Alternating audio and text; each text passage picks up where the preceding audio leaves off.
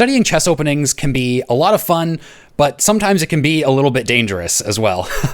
Today I was playing a game online, a classical game, and actually the pairings came out for these games ahead of time. So I had an opportunity to do a little bit of opening preparation against my opponent specifically, which I don't get an opportunity to do quite as much. And so I learned some lines that I like, and things went according to plan, mostly in the opening.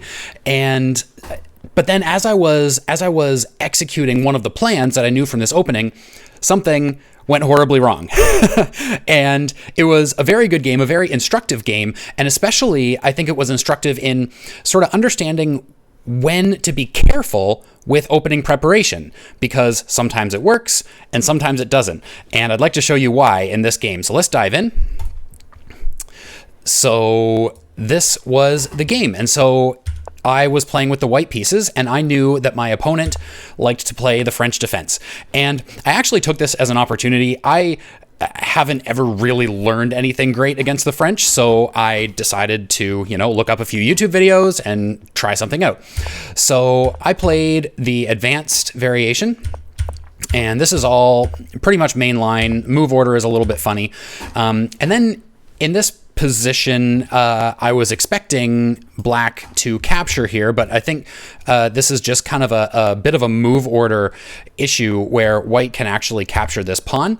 And then after black recaptures, this looks dangerous, but white can simply castle and defend the f-pawn, and everything is perfectly okay.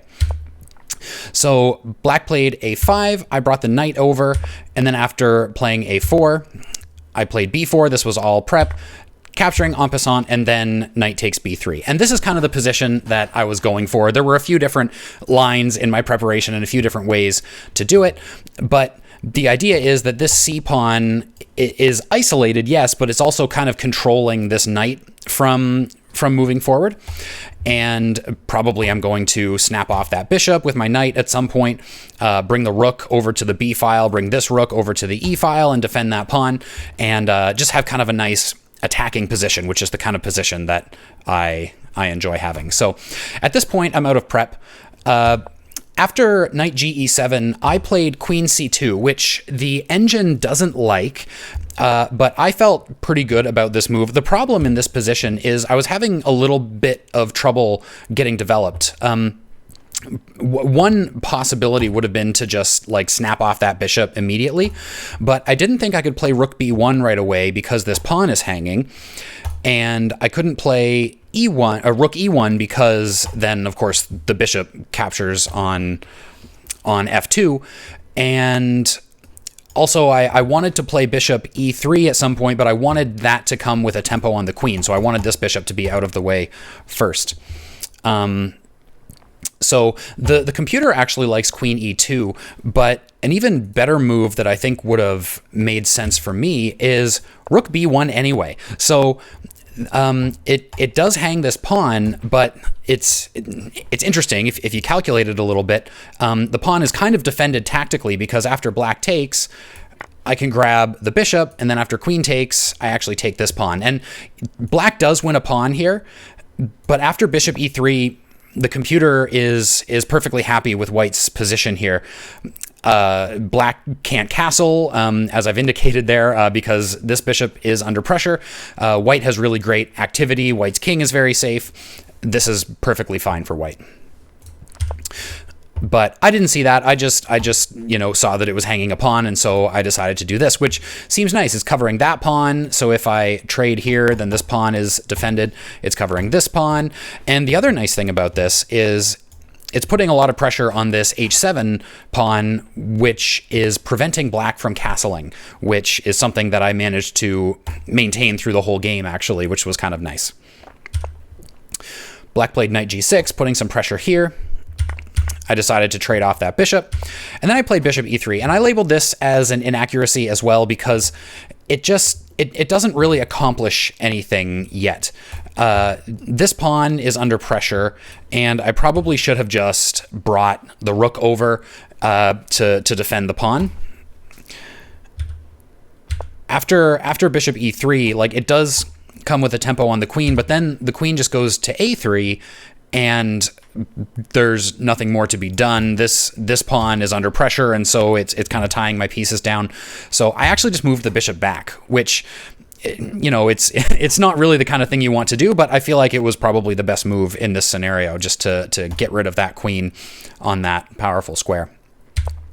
Queen moves back, and finally I bring the rook to defend this pawn. And now black played queen c7, and this is the really instructional part of the game, at least for me, because this is a position that's very similar to one that I studied when I looked up this line. The thing is, this pawn is under a lot of pressure. There are three attackers and only 2 defenders. And there's probably a way to defend, like queen e2 is probably a pretty good move. I don't like that it allows black to castle, and that's why I didn't play it. But even after black castles, now I can push h4, threatening h5, threatening the knight to come in. I have both bishops pointing at the king side, and this probably would have been the right way to go in this game. But I didn't do that. Instead, I thought that this other plan worked that I had studied. And to show you that, let me show you a very similar position. So the pieces are in slightly different places, but this is in one of the opening lines that I studied. Again, we have 3 attackers on that pawn, and we only have 2 defenders. But after black captures, and then we trade the knights, we have this great move, bishop f4, and this knight is pinned to the queen, and it's also under attack from the rook. And so it's going to be hard for black to get themselves out of this. They're in a bit of a bind. Even after a move like bishop d6, there's this move bishop b5, which is threatening here. And there's a bunch of different lines that I've studied. The knight can potentially come here. This can potentially happen, and this is just a really unpleasant position for black. But what I didn't study in this position is that black has a move that almost saves the day here. And that move is knight f3 check. And the reason that almost saves the day is because it moves the knight out of the pin, but it comes with a check. And so if I were to capture this knight with either my knight or the g-pawn, then black captures my bishop, and now my pawn structure is potentially damaged and so on. The only reason this doesn't work is because the queen covers f3. And so if black were to do this, the queen takes on f3, and now the black queen can't take the bishop, and white is just simply up material. So back to our game here, I was seeing that, okay, knight takes, bishop comes up and pins the knight. But what I, of course, didn't see, because I hadn't looked at this and didn't calculate deeply enough, is the queen is no longer on d1, meaning the queen is no longer covering f3, meaning this doesn't work. And so I played rook b1, a developing move that I'd wanted to play anyway.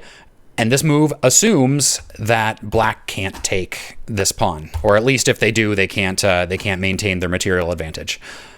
However, of course, they can in this case. So black takes, we trade, I play bishop f4, and black surprises me with knight f3 check. And yeah, in this case, I don't even have a knight here that could capture, and so I'm really pretty much forced to take with my g-pawn. Otherwise, I'm gonna lose the exchange, and probably the bishop. Anyway, I take with the g-pawn, and black captures the bishop, and now it's not a very nice position for white. One kind of trade-off of this opening line is that we end up with the isolated pawns over on this side of the board, but the idea is that this is okay because I get quick development, I have a nice attack, or a potential attack anyway, I have nice open lines for my pieces. But now I have 4 pawn islands. One of them is doubled pawns, like one of those pawns is going to fall very quickly, and my pawn structure is just an absolute mess. So this is where things kind of started to unravel a little bit. I picked up that pawn, they grabbed this one, and then in this position, I made another mistake. Really, like it's a blunder. The engine considers it to be a blunder, and it took me a while to kind of understand why. I think the problem is that the position is kind of hanging on a knife's edge, and so if I find the right defense, then I can kind of hold it together, and it's, you know, maybe a draw roughly. But if I don't, if I do something a little bit wrong, a little bit inaccurate, I chase after the wrong plan, then black gets a big advantage. And that was the case here. I was just seeing a tactic where, like, if I put a rook on the back rank, then if they capture, then I recapture, the king has to move, and I'm going to win material. Like there's several ways that they can prevent this from happening, but that's just what I wanted to threaten here. But it turns out, like, and I don't know if I would have been able to find it. Obviously, I didn't during the game, but it turns out the right move is something like rook e3, which comes with a tempo on the queen, and then, like, there's a few different things. If the queen delivers a check here, then I can actually block with the rook, and then if the queen moves off, I can grab this pawn, and now my rooks are causing pressure on both sides of the board. Black's king is never going to castle, and this kind of holds the position. I think in some lines here, it might be this one, or it might be one of the other ones I'll show you, but in some of them, like, black apparently has nothing better than to just repeat moves and deliver some perpetual checks for a draw. The other thing I looked at is in this position, if instead of giving a check, black just simply goes here, then there's this interesting move, queen b3, which defends this pawn and maybe threatens the same. Well, it doesn't threaten the same tactic right away because the queen is covering that square. But the interesting thing it does do is it threatens this pawn, because since the rook has stayed on the e file, the e pawn is pinned to the king, and so the d pawn is hanging. So rook e3 would have been a really nice find. I did not find it. I played rook e b1 instead, and something that I kind of missed is after this move, I can continue with my sort of tactic. The king just moves out of the way. That's the right move. Instead of capturing here, the king moves out of the way. And then my thought was, okay, I'll capture this pawn, and then at least for, like, black is going to have to waste a move getting their other rook back into the game. What I didn't see, because I was pretty focused on this tactic, was this pawn push, d4. And actually, at first, I thought, wow, okay, I'm completely lost. How can I possibly defend against this? Like, my light squares are a mess, and this, everything's lined up against me. And I took quite a while, actually, to figure out what I wanted to play here. And the line I was looking at, actually, most closely was putting the bishop in the way, trading the bishops, losing my queen, but then coming up with this rook, because this rook is under attack from the queen, coming up here, delivering a check, and then after black moves the king, then I win the other rook. And so basically I get 2 rooks for the queen, and maybe we can play on. But this doesn't work, as you've probably seen, because in a beautiful coordination, the queen is actually covering b7, and so this check doesn't actually work, and that whole line doesn't work. But after thinking about it some more, I found king f1, and it's like, okay, things aren't great, but I'm not dead yet, right? This holds the game for a while. There are several different lines that could happen. The queen could come down here, and the king could move away. The bishop could come, and there was all kinds of stuff I was looking at. But these pieces are kind of defending each other pretty nicely, and so it does hold the game. But unfortunately, it is still a losing position. Black is much better. I'm probably going to lose these kingside pawns at some point. And so, black just simply grabbed my rook in the corner. I picked up this pawn, but then there's not much more to be done. We continued on. I delivered some checks. Turns out this was a blunder, and just bringing the queen all the way back here was the best chance of a draw. I don't know. I didn't look at that all that closely, to be honest. And then black just worked on bringing the rest of their pieces to the party. Then I brought my queen back because I didn't see anything else to be done. Black brings the rook, and it's pretty much game over. I can't get my king out of the way. Black attacks and picks up all of the rest of my pawns. I see this cheap little check that I wanted to execute, and then black moves queen d6, and this is where I resigned, actually, because if you know, it forces a queen trade, and there's no way that just my bishop and my king can manage to stop this this horde of pawns, and this lonely little pawn on the edge of the board isn't going to provide much for counterplay. So that was the end. So the interesting thing about this game, really, like, I made several mistakes, and there's things that I need to learn in the end game and so on. But the one that really started the cascade of mistakes was this one here that I described. Technically, the mistake was rook b1, but the mistake was that this position was very similar, as I showed you, to one that I studied, but there was a very subtle but also very key difference. The queen not being on d1 and not able to cover this f3 square made all the difference. And so that's kind of the point, is that sometimes a small difference like that is actually really important. And I know that I've had scenarios like this before, right? Where I know an opening line, I know like a plan or a tactic that works in a particular line. I come across something very similar and I'm like, okay, this probably still works. But it's important not to just kind of believe that blindly if the position isn't the same, because there could be, like in this case, a very subtle difference that actually makes a really big difference. and you know, you sort of need to calculate much more carefully. I'm not sure, like in this position, it's hard to know whether I could have like stepped back and calculated that at the end of all of the trades, knight f3 would work. I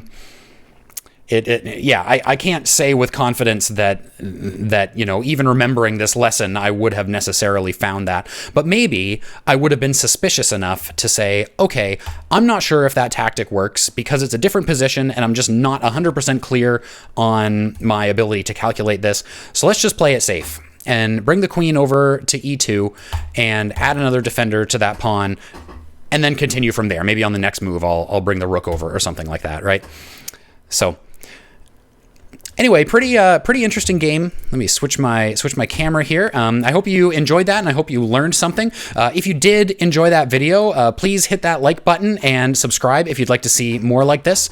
And if you're interested in another video where memorizing an opening line really backfired on me, you can check out this one right over here. And otherwise, I will see you in the next video.